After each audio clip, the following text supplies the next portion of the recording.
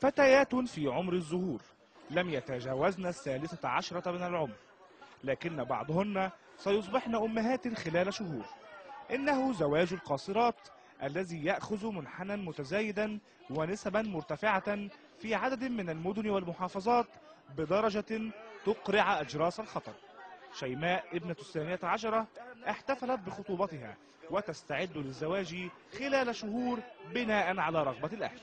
كنت احب ان انا استنى شويه، بس دوت عندنا يعني كله بيبقى موافق على كده، يعني مش بس عندنا مفيش بنت توصل 20 سنه وما تتجوزش، ده تبقى خلاص كده فاتحه الجواز.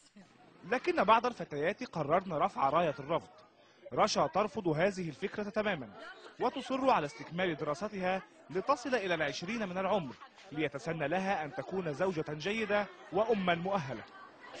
عشان يعني انا عايزه اكمل تعليمي واخد شهادتي واخد واحد متعلم كده يعني بس.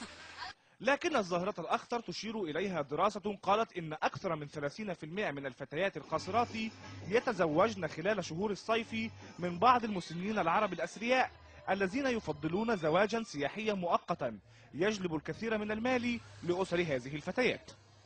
الأرقام تقول إن نسبة كبيرة من القاصرات في محافظة 6 من أكتوبر متزوجات من أشخاص غير مصريين.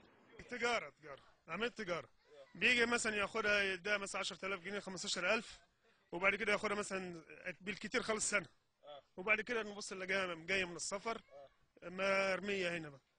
مجلس الشعب المصري أعلن اعتزامه مناقشة هذه الظاهرة خلال دورته المقبلة.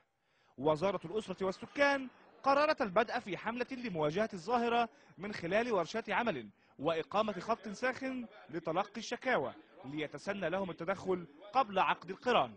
بنات بتبلغ خاصة لما عرفوا ان احنا الابلاغ سري، تبلغ عن جرائم يعني من الاهل، من الرب الست اللي هي بتشتغل خادمة عندها، من حاجات كتيرة قوي قوي، ابلاغ عن سماسرة، ابلاغ عن مناطق اخرى كناش احنا نعرفها.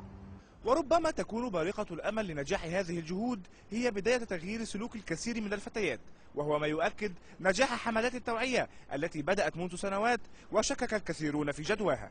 أحمد عثمان، العربية، القاهرة.